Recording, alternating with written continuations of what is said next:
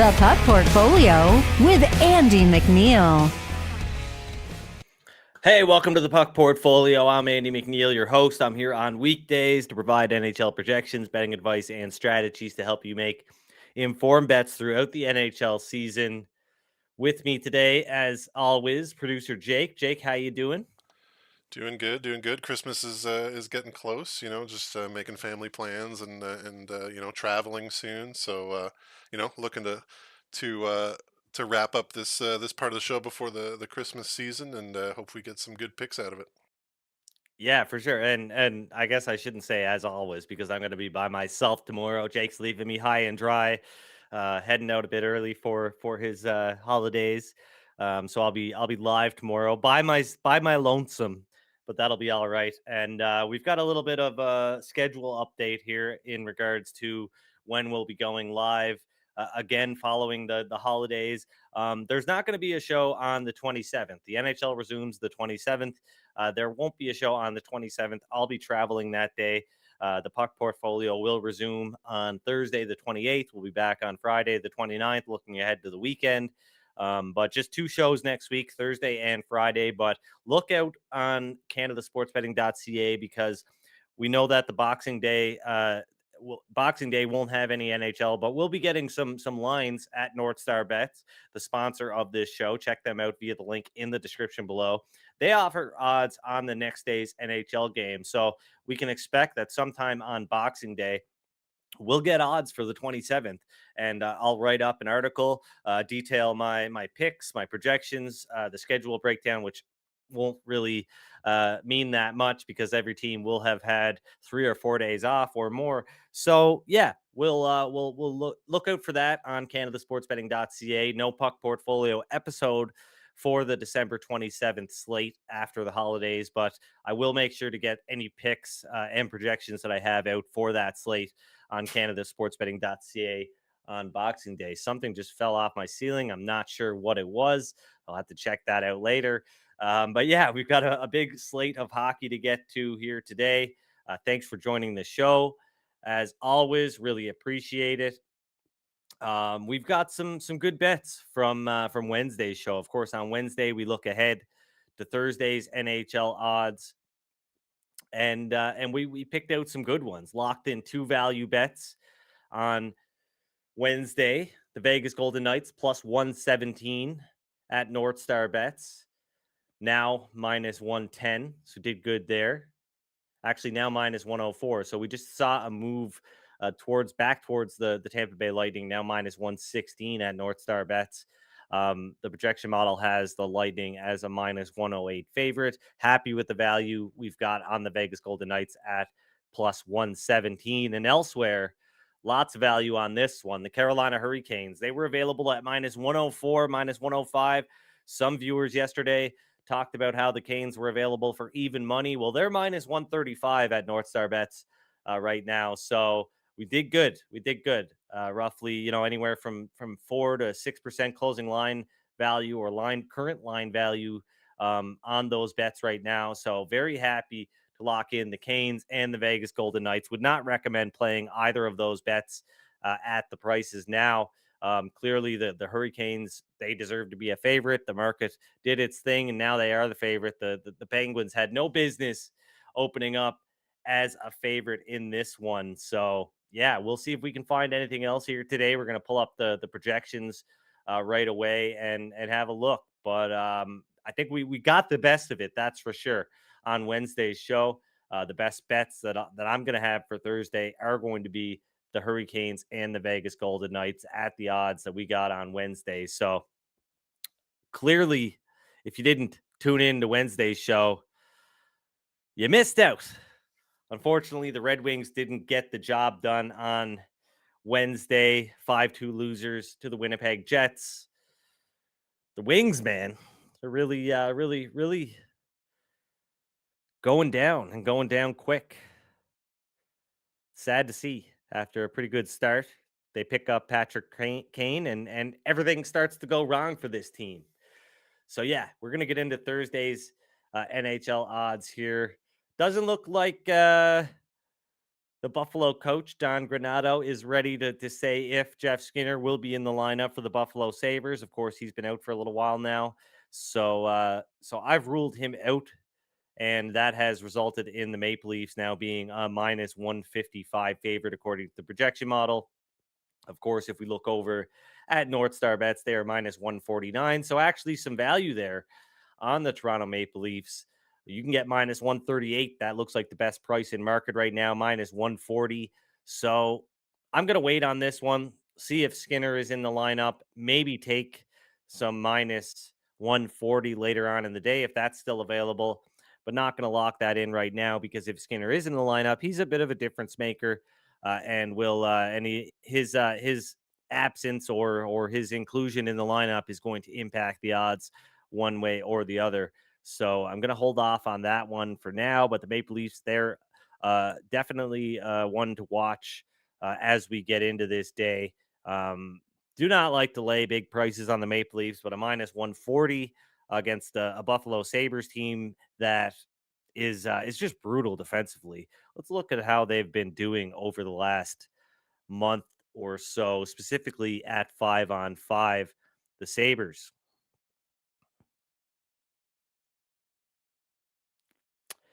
they are the third worst team, so they rank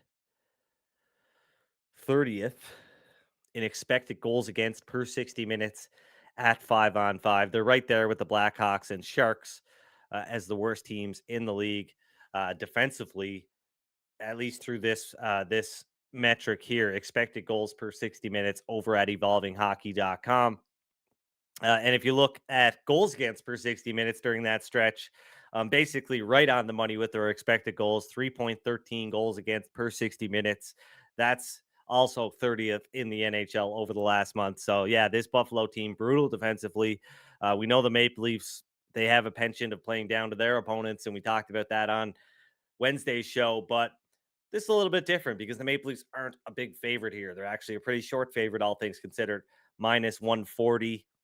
So you know what? Maybe by the end of the show, I'll decide to lock that in. But right now, I'm going to hold off and see if anything else comes out here because, as I mentioned, it does not look like there's any confirmation or not on whether Skinner will be in the lineup for the Buffalo Sabres. Yeah. All right. Moving on. Caps and the Blue Jackets. Looks like Elvis Merzlikins is going to get the start for the Blue Jackets. Looks like Sergei Bobrovsky will be in goal for the Florida Panthers.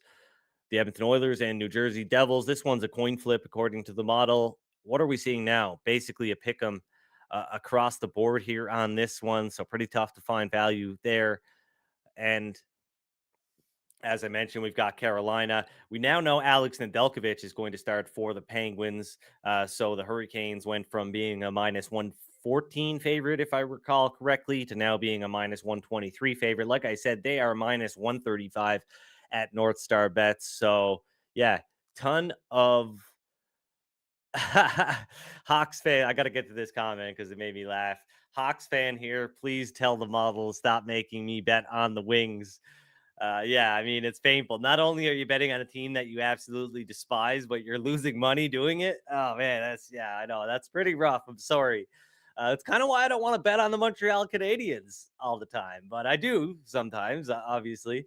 Yeah, Calvin Pickard, Akira Smith is a hilarious goaltending matchup for Edmonton, New Jersey.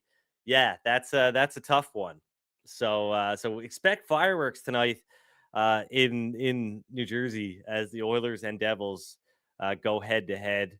That's not a recommendation to bet on the over or anything like that, but I would expect a wild game. What is the over at right now? It's got to be around 7. Yeah, 7 over minus 104, under minus 116. Looking at the kind of betting trends from this season. There haven't been too many sevens, actually. Surprisingly, there have been a total of 43 games have had a total of 7. Actually, this is going back to earlier this week, so I'm behind a couple of days. So maybe a few more than 40 than 43, but in the 40s, around 43 games have had a total of 7. Only 15 of those games, 35% roughly, have gone over. So yeah, pretty tough. I mean, most of the time you're going under or you're pushing, but with a game like this, with these two teams matched up, I mean, there are a lot of ways that it could go. Connor thinks it should be 8.5 minus 130 to the over in the chat. So I guess he's pretty confident that we're going to see a lot of goals in this one. But yeah, no real interest in that one. No interest in the Preds or the Flyers by the looks of things. Yeah, that one is roughly a pick 'em as well. Like I said, we've got a great bet on the Vegas Golden Knights. Great number. Um, One to watch here is the Washington Capitals. Might be some good prices around. NorthStar Bets minus 118 right now. Not quite enough to justify a bet on the Caps, but you might find a minus 115. That is something that I would maybe consider. And yeah, the same goes for the Canucks, who are kind of getting into that range where you might start to consider a bet on Vancouver too, because the model has them at plus 129. And while NorthStar Bets has the Canucks at plus 123, there's been some action on the Dallas Stars, and it looks like things have sort of moved towards the Canucks and moved back, and vice versa. Let's see the line history here. Actually, I really we had a meeting this morning, wasn't paying attention. So yeah, so things open plus 120 on the Vancouver Canucks, and they're up to plus 134. So not quite enough. Well, yeah, I mean, almost enough to justify making a very small bet on the Vancouver Canucks. Kind of going to see where this one goes, but it's Canucks or nothing for me here. Look, I'm trying to make the best bets that I can. Made a couple of great bets on Wednesday's show. Don't feel as confident about things on game day after odds have been up for hours and hours and haven't really um, moved in the direction that I thought they would. So things kind of opening up here, but just not quite enough to justify a bet on anything just yet. I mean, the Maple Leafs, they're right there staring me in the face as much as I hate it. And I know the Montreal Canadiens, they're also staring me in the face, but plus 160, man, I don't have I feel especially bad after passing on the Habs to beat the Jets a few days back. It's so hard to stomach betting on them again at an even worse price, right? I could have got a plus 220 winner on the Montreal Canadiens against the Winnipeg Jets. I let my bias creep in there and stop me from placing that bet. And I was kicking myself in the ass for it the next day. What do you think of this matchup tonight, Jake? I know you're a Habs fan. You've got a pretty good read on this team. So how do you look at tonight's matchup?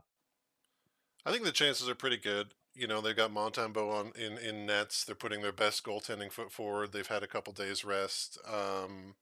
Yeah, I mean, we know Minnesota has a few key injuries and stuff like that. But I will add that I thought John Hines not playing Marc-Andre Fleury in his last game in Pittsburgh the other week was pretty low down. So I'm going to be extra cheering against the Minnesota Wild if that's at all possible tonight. So if there's an emotional attachment to that, then that's it for me. Matt Albert in the chat asking what I got him for Christmas. Well, a signed Henrik Lundqvist puck, actually, Matt, that I've been meaning to send you for about 3 years now. It's still sitting here. I've got your address. It's gonna come one of these days. I've got it here, and it's got your name on it. So was that the answer you were expecting? Is that what you were looking for? Because that's a pretty good Christmas gift for a freaking Rangers fan. But yeah, I did actually. I didn't. I want to be careful about how I say this because I don't want to make it seem like I'm some huge loser who harassed NHL players for autographs. But when I was in my early 20s, 19, 20, 21 years old, I lived in downtown Edmonton. I had never lived in an NHL city before. I I'm walking, going for coffee one afternoon, and I see a big crowd outside the Fairmont McDonald Hotel, not far from my apartment. And I'm like, what's going on here? and didn't take me long to realize that it was Jerome McGinley. He was signing autographs, taking pictures, all that stuff. So I actually grabbed the Calgary Flames puck off somebody really quick and held it up and got a picture with Iginla on my BlackBerry at the time, because this was back in probably 2010, 2009, 2010, sometime around then.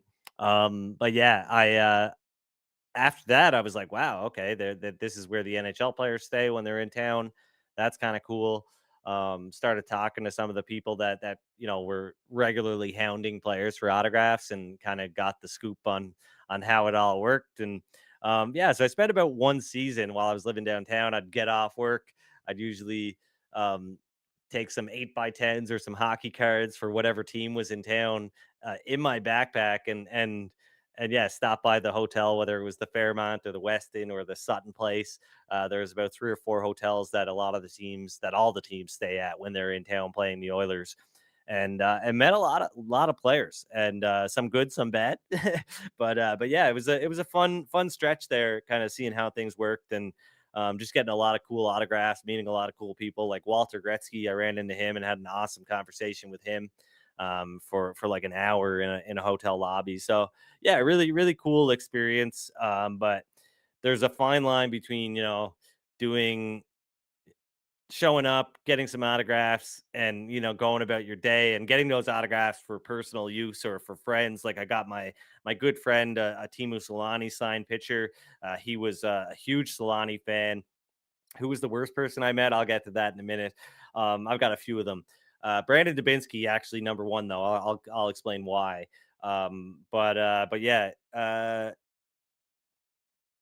Where was I? Oh yeah. Um, I think the guys that really hound people are kind of next level creeps. I mean, some of them open up uh a binder, and they'll have pages of, like, let's say we're talking about Sidney Crosby. They'll have 2 pages of Sidney Crosby cards, and they're trying to get as many signed as possible. They're pushing kids out of the way. They're right in there. So yeah, it's kind of a fine line between being a fan and being a kind of a loser, I guess. But yeah, Brandon Dubinsky, I watched him absolutely lose his freaking mind on a guy. So when people get pucks signed, a lot of the time they'll bring the silver marker, right? Because that shows up on the black a lot better than anything else. So they'll bring the silver or the gold marker, and those ones tend to drip a little bit more, I learned. So a lot of the time, blue is the best for signatures. The black ink, I guess, fades a lot sooner than the blue. So blue is actually the best for signatures. You'll see a lot of pitchers that are signed in blue ink, and that's why. And it holds up the best, I guess. That's what I learned anyway. Somebody correct me if I'm wrong, but the silver marker is the one that people take to get pucks signed. And somebody was getting Brandon Dubinsky when he was with the Rangers, getting him to sign a puck, and he grabbed the silver marker, and as he brought it towards himself to sign the puck, the marker dripped, and it didn't even land on his shoe, it landed by his shoe, and he absolutely lost his mind. He called this guy an idiot, he cursed him out, just absolutely lost his ever loving shit over this marker dripping. And yeah, that was the easily you know the biggest a-hole moment. There was a few other players that kind of I guess rubbed me the wrong way, just at how arrogant they were, I guess. um Surprisingly, Joe Thornton was not somebody that was well liked in the autograph seeker community. And he is he was known for only signing personalized stuff. So he would sign, but he'd be like, "What's your name?" So I actually told Joe Thornton that I didn't want his signature when he asked me my name, because I was, just gonna hang it up in my basement kind of thing. But I still didn't want like to Andrew from Joe Thornton, because it seemed kind of corny. But yeah, so I just didn't get Joe Thornton's autograph. The coolest person that I met though, and well, there's a couple. Joffrey Lupul was really cool. Had a long chat with him. As I mentioned, Walter Gretzky, not an NHL player, obviously, but easily the coolest person. Met him on Father's Day, so that was really cool because he's like the ultimate hockey dad, right? But Joffrey Lupul was really cool. Had a great conversation with him outside the Westin Hotel. He talked about just how much he loved playing in Philly. Specifically, he was with the Ducks at the time, but he just loved playing in Philly. Talked about that glowingly. Another person that was really cool was Jeremy Roenick. He was actually the nicest guy ever, man. He spent a ton of time telling stories. This is when he was with the Sharks late in his career. Yeah, still, late in his career, had accomplished everything that he accomplished, was like a legend kind of thing at that point, and still had all the time in the day to talk to people and tell stories. So I don't know anybody that says anything bad about Jeremy Roenick as far as what kind of person he is. I don't know. I don't know about his politics and all that stuff. And I know he said some off color stuff, I guess. But he was a very very nice to all the hockey fans there, and went out of his way to kind of be create a memory for people. And he sat there for a good 45 minutes, and it was cold, and he stood outside telling stories and just chumming with everybody and talking about different things. That was really cool. But so I'll always have a little bit of a special place in my heart for Jeremy Roenick because he showed something to me that not a lot of other players did. But by and large, I think every most players were pretty cool. Marty Brodeur was actually a bit of a jerk, in that he signed like two or three things and left a bunch of kids. Like anytime there were kids there looking for a big player like a Martin Brodeur, all the young goalies probably coming into town hoping to get his autograph. He's their hero. He signed like two or three pitchers and then just totally uh, disappeared really quickly and left a bunch of kids hanging. And he'd even I even watched him. He took a kid's picture, signed it upside down and handed it back to him. So that was at the end of his career. I mean, I will say, like, but at the same time, Jeremy Roenick at the end of his career, and he had all the time in the world for people.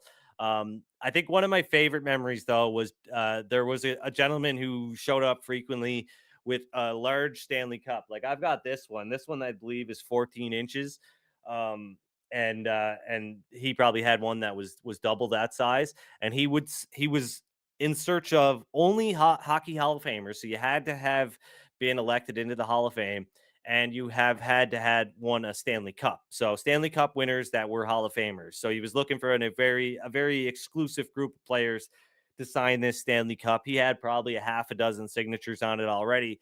And when Ron Francis came out of the Westin Hotel, this guy asked him to sign his Stanley Cup, and Ron, without missing a beat, looked at him and said, "There's only one way to get your name on that, baby," and he kept walking. So I thought that was pretty cool. It was sort of a jerk moment, I guess, like not signing the guy's cup, but he had a rule that he lived by, and he delivered it pretty in a pretty cool way. So that was cool. Sorry to get sidetracked here, but hopefully that was a little bit interesting. But yeah, I've got some cool stuff. Scotty Niedermayer, Nick Lidstrom, Pavel Datsuk, met a lot of the greats in the, that were still around in the 2009, 2010, 2011 kind of. All right, no, I stopped doing that before 2011. It was right up to the around the Olympics, because I remember running into Scott Niedermayer before the Olympics. The Canucks or the Ducks were in Edmonton playing the Oilers. I think it might have been the last game before the Olympic break. So that was cool. I actually ran into him in the Tim Hortons lineup on Jasper Avenue, turned around and saw him standing there. He was a lot shorter than I thought he was, after watching him on TV all those years. But he was a super nice guy as well. Actually walked down the road with him. We signed an 8x10. Told him good luck in the Olympics, and went on my way. But yeah, a lot of them are pretty cool. And if you approach them in in normal, nice way, then most of them are more than happy to sign something for you. Jake, any thoughts? You just heard me yap for the last like 5 minutes there. So I actually have a couple stories too. I don't want to delay no, go ahead. the Go bets ahead. too long. But my dad worked in sports media for most of his career, so I was fortunate as a kid to get backstage at a lot of places. And the biggest one was I was backstage at what was then called the Molson Center for the 1996 World Cup of Hockey. That's when the U.S. beat Canada finally. The U.S.'s first championship. I'm kind of aging myself there, but yeah, in 1996, I was a little kid running around there, not prepared at all for getting autographs. So I just had like this lined book that I still have of just like all these autographs in it. No hockey cards or anything. But Ron McLean and Don Cherry were watching. I think it was Team Canada practice. My dad brought me up to meet Ron and Don, and I was a big kid. I'm a big man now too. I'm 6'5", 260 pounds. I've always You're been six foot huge. five? I am. I'm 6'5". Jeez, I did not know that.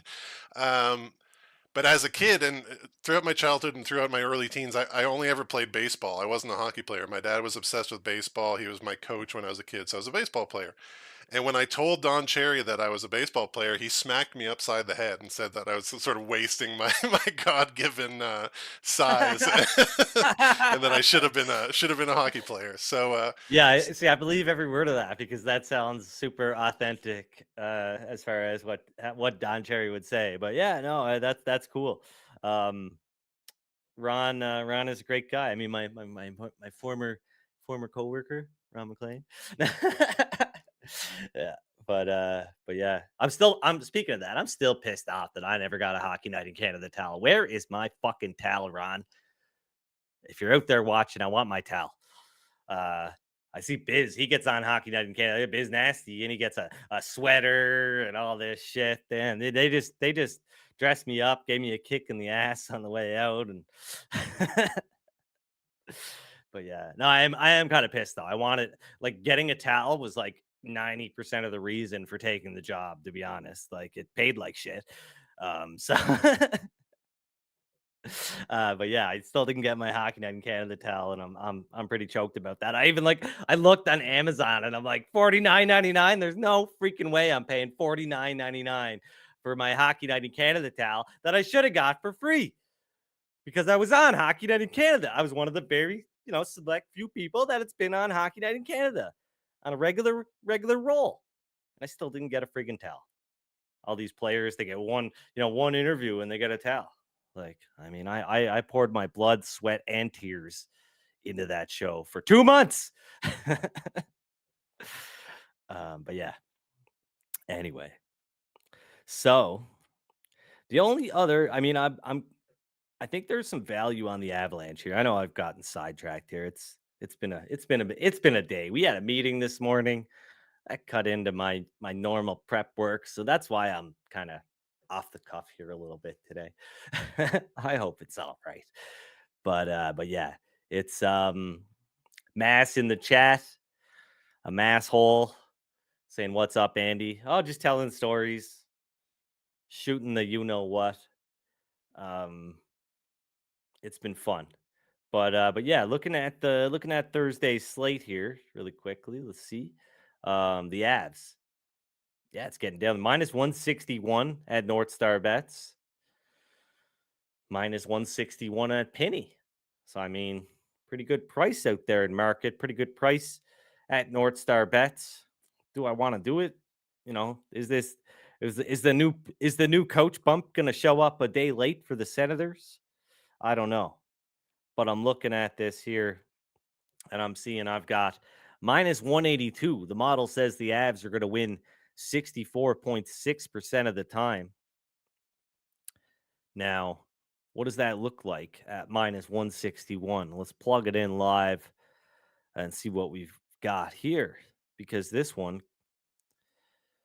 So, yeah, that's basically enough to justify laying minus 161 to win a unit. Now, my line assumes that Cale McCarr is in the lineup. And right now, I don't know if that's going to be the case. So do you want to lay $1.60 to win $1 and then have it come out a little later that no, Cale McCarr is not going to be in the lineup. He's going to miss his fourth straight game. I don't know. So yeah, the Avs, they're banged up. They haven't been playing well lately. I mean, this is a spot where if McCarr is in the lineup and they're, looking close to full strength, I would consider betting on the Avs, but do I want to, do I want to do this? Do I want to take the chance? Are people just going to continue to martingale the Sens until the new coach bump hits? For those of you who don't know what a martingale is, it's a terrible way to bet. I mean, on the surface, let's say. So a martingale is when you place a bet. So let's say we bet $100 on the Senators, and if we win or if we lose, then we bet $200 on the Senators the next time around to win our money back, and then win that $100 that we initially were trying to, or that or lost as well. So and you just keep doing that, keep doing that. You double it up. So if you lost 2 bets in a row, you'd have to bet enough to win that back and then some. But yeah, it's that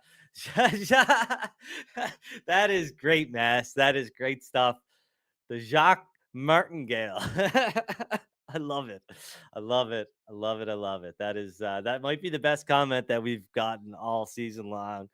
Uh Jacques Martingale. Makar on the ice in a normal jersey skating on PP1. Let's add the abs. Let's do it.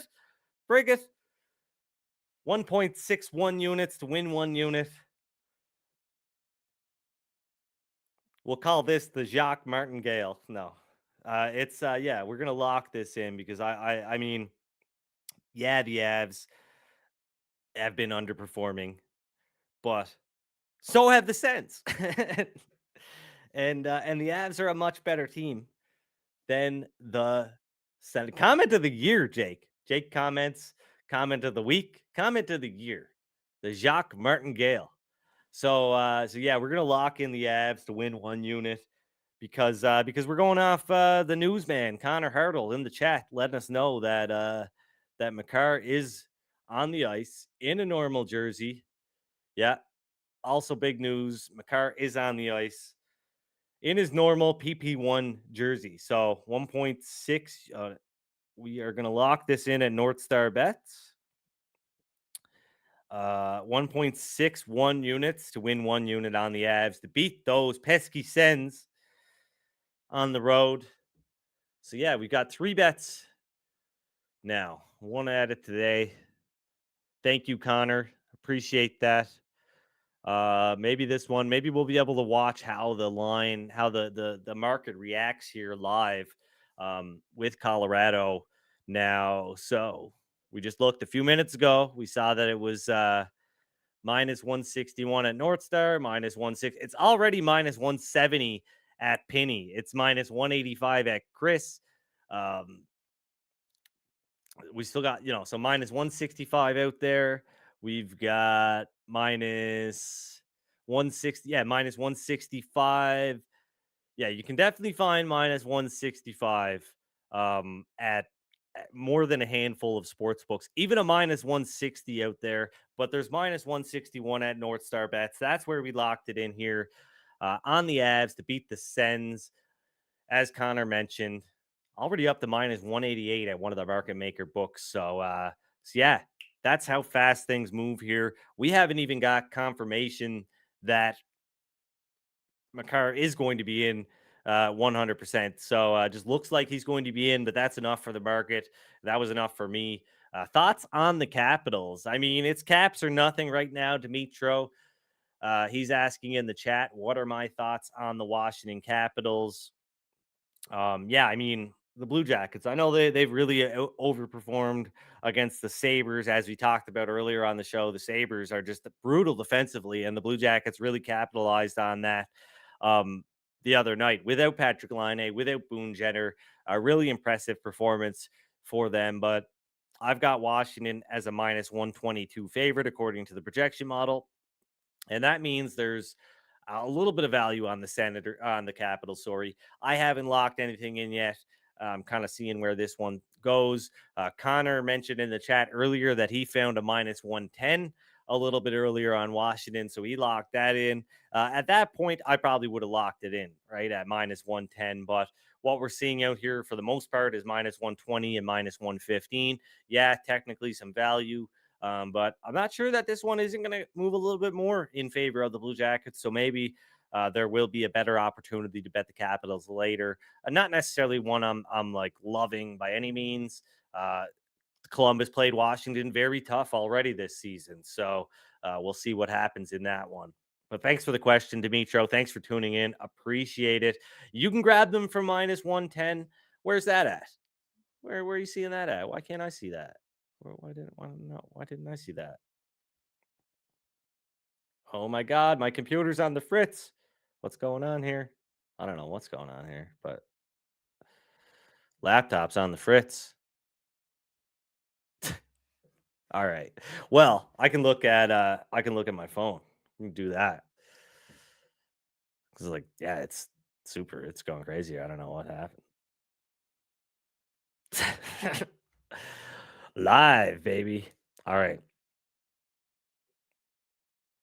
You can grab Washington for minus 110. Yeah, I can't see that anywhere. So if you can grab it for minus one, I know there's a minus 109 at an exchange. Oh, okay. So it's still available. Obviously, yeah, that's not available to me. I don't even see that one here because minus 111 it says here at FanDuel. So yeah, I'm just gonna close this because it's not doing anything for me right now. Yeah. Yeah, I mean, lock it in if you can find that. I think it's a pretty decent bet. So, if you want to lock that in, the model says lock it in. I don't know if I'll be tailing you on that one. In all likelihood, yeah, but don't hate me if it loses. But yeah, anyways, looking ahead to Friday, we can throw those the projections up on the screen now, Jake, if you don't mind. Looking ahead to Friday, there isn't much. There's only 4 games on the docket, and right now my model is lining up with all the odds, the early odds at NorthStar Bets. So maybe a little bit of value on the Flyers potentially. Um, we know that Carter Hart is probably going to start on Friday. The Flyers playing their second game in as many nights. They're in action against the Preds on Thursday. Samuel Urson is going to start for the Flyers on Thursday. So that means that we'll likely see Carter Hart in goal on Friday. We know Carter Hart's been sick. He's missed the past 3 games due to an illness. Needs to start his day with a big glass of OJ. I think that would help him out. So yeah, there is. I don't got a lot of interest in Friday's slate, but knowing that we'll likely see Carter Hart in goal gives me a little bit more confidence that the Flyers should be priced a little bit lower than they are according to the model right now, because I was going with a 50-50 split, not knowing who would start in goal on this back-to-back for the Flyers. So you can look at that minus, I believe it says minus 123, going in blind now. But you can look at that and say that the Flyers should be priced a little bit shorter than that, actually, because now we know it probably is going to be Carter Hart in goal. So that's one to consider, I guess, for Friday. We'll be back on Friday talking about Friday's games and looking ahead to Saturday, of course. But let's talk a little bit about updated NHL projections. Why don't we, to kill some time before we head out of here?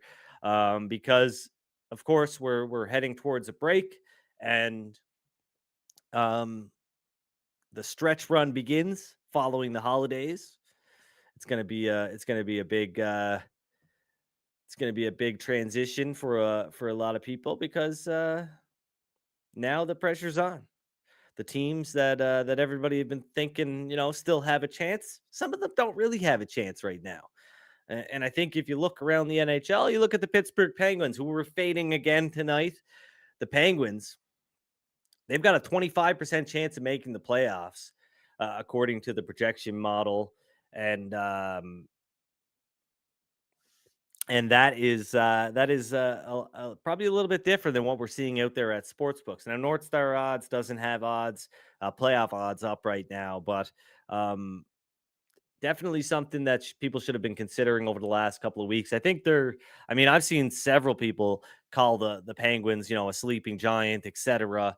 I understand why with how they've been playing. Oh, my computer's back. Wow, look at that.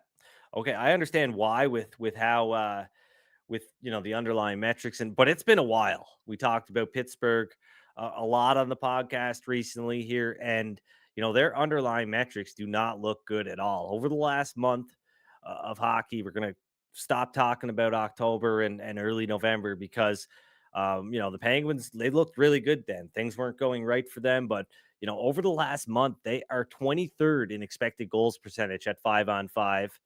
And even worse when we're talking about their goal share, 27th, 45.45% goal share over the last 13 games at 5-on-5. We know Alex Nedeljkovic is going to start tonight, likely another loss for the Pens. So their playoff odds will probably be down below 20% by the time the night is over. So, yeah, tough spot for the Pens. I think they should blow it up. Um, in all reality, I mean, they're long in the tooth, and things have not gone as expected the last number of years. Uh, maybe it's time. Maybe it's time to look at blowing that thing up. But they were good 5-on-5, and the PP stunk. Yeah, the power play just uh, I shouldn't. Well, the power play was actually, you know, as far as the underlying metrics go, the Penguins power play was actually decent. I thought that they were for a while there generating more expected goals per 60 minutes on the power play than pretty much any other team in the league, or one of they were top 10, at least top 5, I believe. Kind of getting mixed up here, sorry. But anyways, now things are the opposite. They're terrible at 5-on-5, and their PP has been not bad recently. So the 5-on-5 play, that's what's going to matter. That's what's going to make the difference overall. That's where you play the majority of the game. So it's not looking good for the Penguins, and it's not looking good for the Wings either.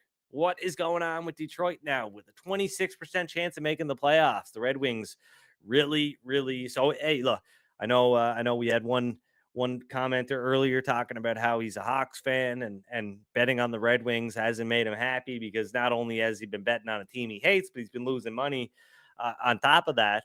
Well, at least you can take solace in the fact that the Red Wings are probably not going to make the playoffs now, since they've started to crap the bed since getting Patrick Kane in their lineup. It's been a real joy to watch this Red Wings team.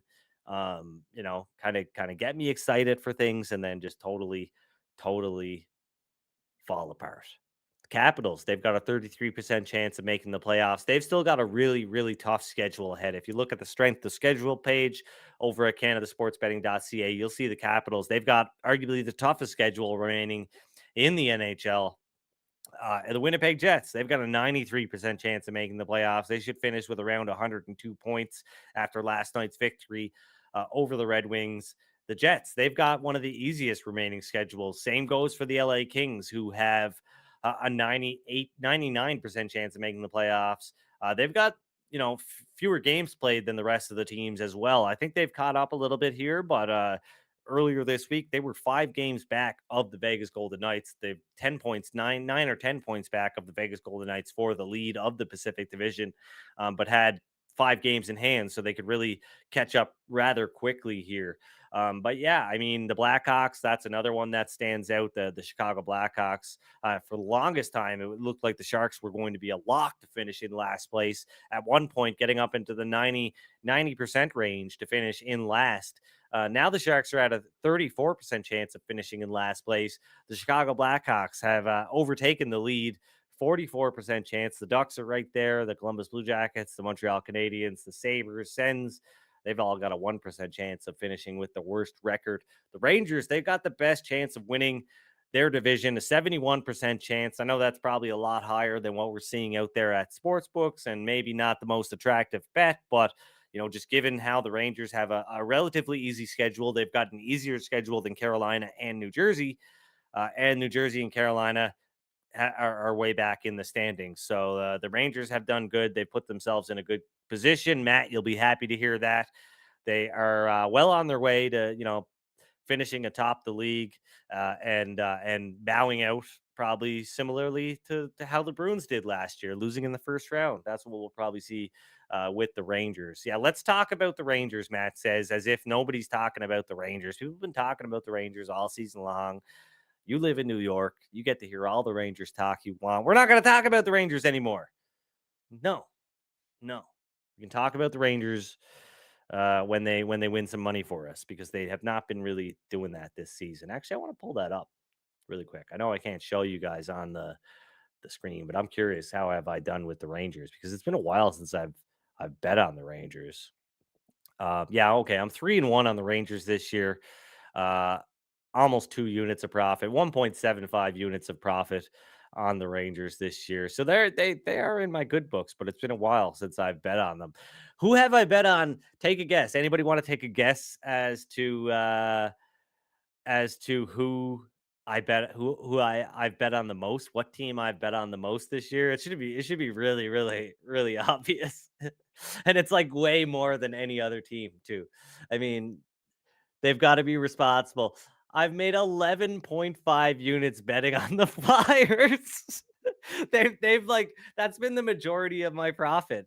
The Flyers. So like let's just turn this into the Philadelphia Flyers hockey show because they've been my dog all season long. The chat has gone totally off the rails today. I have no idea why you would think it would be the Florida Panthers. Detroit, that's not a bad guess. But no, it's have I bet against the Flyers this year? I think so. Earlier this year. Yeah, I bet against the Flyers. Yeah, I definitely have. I bet on the Oilers to beat the Flyers and got absolutely spanked. I believe it was 4-1 earlier in the season. That's one that stands out. But no, I don't have that one handy. I just keep track of the teams I've bet on, not so much the teams I do keep track of the teams I've bet against, but not in as nicely of a formatted way. But yeah, so I bet on the Flyers 13 times this season. Who's next? I bet on Columbus 6 times. I bet on Detroit 10 times. And I've only the model. Really, I should have looked at this like a week ago. I bet on Detroit 10 times. And I've made approximately 3/4 of a unit on the Red Wings on those 10 bets. So still profitable overall, but yeah, it's definitely come down a lot. I think the profit probably looked a lot better um a little earlier in December, but yeah, good show today. I don't know. We kind of threw it together. Tomorrow, I'll be all by myself. We'll be looking ahead to Saturday's games. I'm going to spend the rest of the day preparing for that, getting things together. Hopefully, finding some value. Hopefully, we'll win some value bets here on Thursday, but um, obviously, want to cap off Saturday with some winners too. Speaking of, capping off Saturday, I saw what might possibly be the worst piece of promotion on a piece of gambling content that I've ever seen in my life. I saw somebody on Twitter the other day promoting their video about their pick, saying this is a great way to double up your Christmas money. Like that is the most like problem gambling kind of tag I've ever heard in my life. You're telling people to try to double up their Christmas money with a pick? Like, come on, come on. Bet responsibly, guys.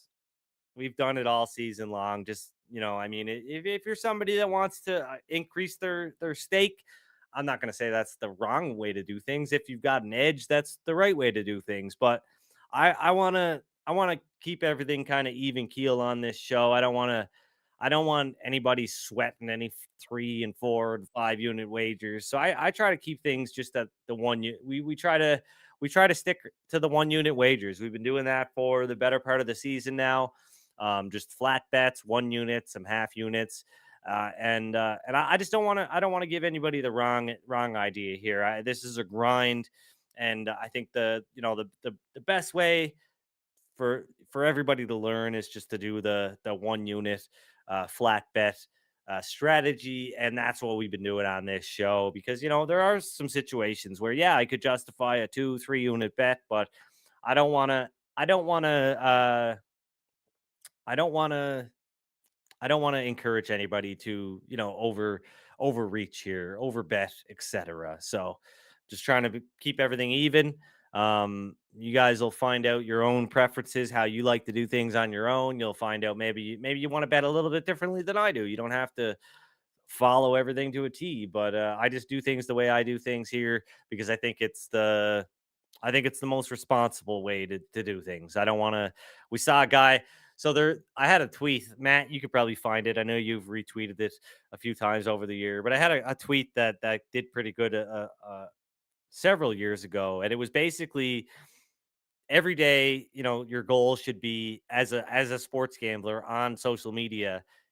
Every day your goal should not to be the person that becomes famous on gambling Twitter that day, because every day there's somebody on gambling Twitter that becomes the butt of the joke every day, and your goal should be not to be it, right? The main character, that's what it was. Every day there's a main character on gambling Twitter, and your goal should not to be it, because the main character is almost always somebody that's getting ripped apart for something, a bad take, bad advice, just generally being bad at gambling, etc. That is usually the person that is the main character on gambling Twitter. And your goal every day should be not to be that main character, because if you are, you screwed up. And yesterday, the main character on gambling Twitter was some guy who works for ESPN and has 245,000 followers. Um, Wrote this very detailed piece, I guess, on why fading Joel Embiid under rebounds and assists and points and whatever it was. I think it was like 45 and a half or 46 and a half. And he put 6 units down on these bets total. And then he was on Twitter apologizing after the fact. I'm sorry, I'm taking a major L here, minus 6 units and all that stuff. Well, maybe don't throw out the 6 unit play in the first place. I mean, if you want to do that personally, great, but it's probably a bad example to set for people, right? So, yeah, try not to become the main character on gambling Twitter. That's my best advice. Goat play. Yeah, that's right. Dimitro, goat play. That's what he said. The greatest play of all time. If I've got the greatest bet of all time, I don't know that I'm going to tell you guys about it, because I'm probably going to try to get as much money down on as possible on it, and then it won't be there. But I'm just joking. But yeah. Thank you for tuning in, Dimitro. Dimitro says that I don't know what country are you in, buddy? I don't know. Books in Dimitro's country offer even better lines, and I get a lot of early value almost all the time. So that's great. Don't know where he's at. Um, Not in Canada by the sounds of things, but I know we've got it pretty good here in Canada as far as the early lines go. So if you've been getting early value, please like the show. Please like this video. Please subscribe to the Canada Sports Betting YouTube channel. You'll never hear me say this will be the greatest play of all time, but hey, we'll provide you with some great value. We'll provide you with projections and picks every single day on the puck portfolio. Really appreciate you guys tuning in all season long. It's been a really fun couple of months. Dimitro is in Kazakhstan. No way. Isn't that where Borat's from? Am I right about that, Jake? Is that where he's from? You are right, but I don't know. I don't know if Kazakhs really like that this association. Oh yeah. So, anyways, but yeah, that's awesome. It's awesome that we've got people watching from all over the world betting on NHL hockey. I know we've got Scandinavian listeners and people in Europe and elsewhere. Probably some people in South America as well. Uh, Probably working in the sports betting industry down there. But yeah, it's awesome. Thank you so much for tuning in. Really appreciate it. Going to continue to try to provide you with as much value as we can here. But yeah, I'm really looking forward to the break, guys. I'm not gonna lie. One more show. Hopefully, get some value bets locked in for Saturday, and then I'm off until Thursday. So until next Thursday. So. One more show tomorrow, and then we're going to take a break until next Thursday over the holidays. I will have some stuff up on CanadaSportsBetting.ca, of course, but as far as the YouTube stuff goes, just one more show tomorrow on Friday, and then we're breaking until the 28th. We'll be back, or I'll be back on the 28th and the 29th to finish out the week. So yeah, subscribe to the channel if you have not already. Tell your friends in Kazakhstan about the puck portfolio, and yeah, take care. Enjoy all the hockey on Thursday night. We will talk to you on Friday.